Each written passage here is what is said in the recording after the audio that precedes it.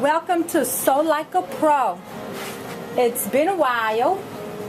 You know, life will have you busy, and you know, some of the things you want to do, you just don't get opportunity to. But somebody asked me a question. They asked me, how do you sew, miter some lace and sew it onto a handkerchief or a napkin? And so I want to show you how to do that technique. So first, my fabric is a true square. Then I want to take my trim and line them up the way I'm going to stitch them together. So what I did was I took my square and I put a notch in the center on all four sides. Now I'm going to take my trim. This is the way I'm going to stitch it together, right sides together. So I'm going to take this one in and I'm going to fold it to a true 45-degree angle. So once I get that folded, I can cut it.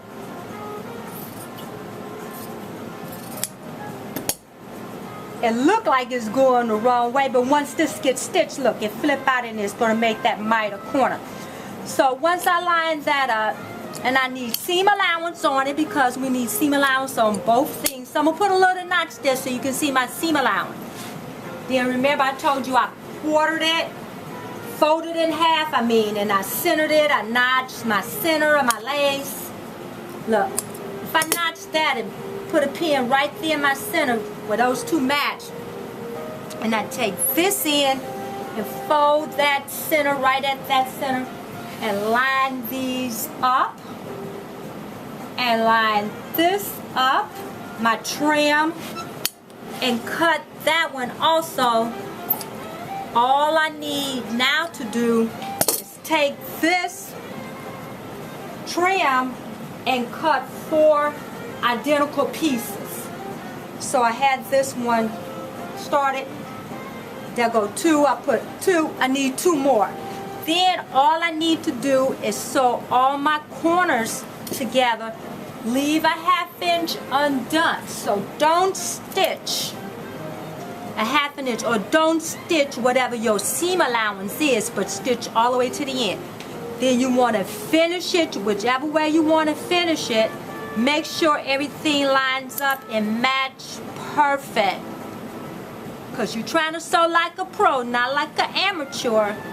So you may have to ease a little bit in and make everything fit perfect. Look, when I take that and flip it out, I got a true miter corner. So since I don't sew up to or weigh a 1/2 inch, it can easily go around my curves. So when I go back to my square, don't forget this is going to start out just a true square. Notch all the, fold them in half, notch all those centers. So then after I take this and line up my centers, because remember I notched the center of that also. That way you know you keep in good control of everything all the way around. So when I sew that and I get to this corner, right up to that half, I'm going to stop, because these two are stitched together, and then allow this to go up to that same half over here. Look. And then when I flip that out, I'm going to have a beautiful miter corner.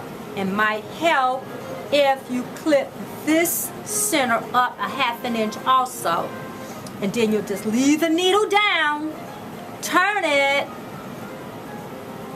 and then stitch across, match up all the center points, and you're going to have a beautiful finish on your lace napkin, or this will be a lap scarf or handkerchiefs, whatever you want to trim something on.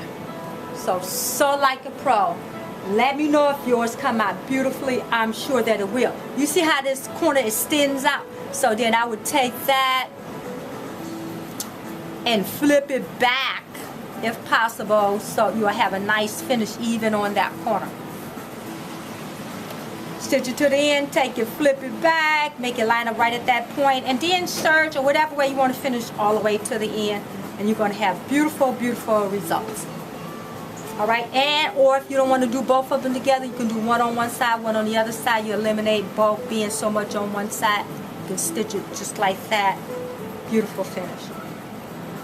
So God bless your projects, and I hope they turn out beautiful. Remember, we take our time and sew like a pro. God bless you. Bye. Okay, I'm going to go ahead and sew the two of these together. I'm going to use a 1/2 inch seam allowance. If possible, match your patterns up all the way across and they'll line up perfect at your corners.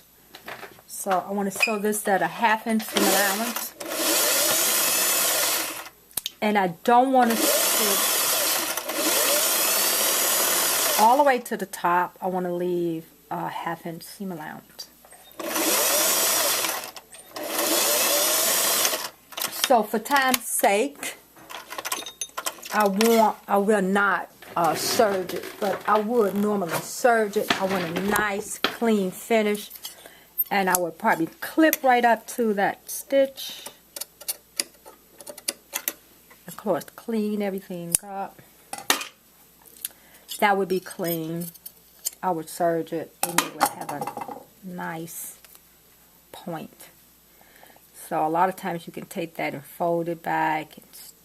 I would fold that back and serge it, and that would clean it up, and I have a nice clean point right there at my end. So I want to show you how to sew this on though. So let's go up. Remember, we're going to line everything up, match up all those notches. I want to make sure that everything first line up in all my corners and my 1/2 inch seam allowance. So I'm going to line these up.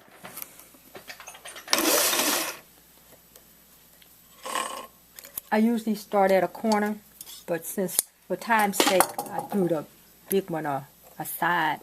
Now, you know, usually my son, he used to record for me and he would ask, what is the tip? So my tip is always use thread to match whatever you're doing. Don't ever sew with serger thread. Use you a good long staple polyester thread. Serger thread is only good when it's 3 and 4 spools of it used together. That's what give it its strength. So don't sew your garments with serger thread. We want to sew this all the way up to that exact corner. So we're going to sew all the way up to that point. With your hand wheel, turn and leave the needle down. Now we're going to take this and turn it and flip it in the opposite direction. And the other, always press. You know, pressing covers up a multitude of things. If you don't press well, then your stuff just look homemade. And believe me, if somebody paying you a compliment and they say, did you make that? I could tell you made it. Then, you know, they could tell you made it. Hello. So here, once you go and press that look, you're going to get a perfect mitered corner. And that's what we want. To press it, it should lay totally flat. Don't over press, because we don't want it to look old. And don't under press so it don't look what we used to call mammy made. So, go and knock out some beautiful mitered corners. God bless you, and thanks for watching. You have any questions, please let me know, and I'll try and take care of those for you. God bless you. Bye-bye.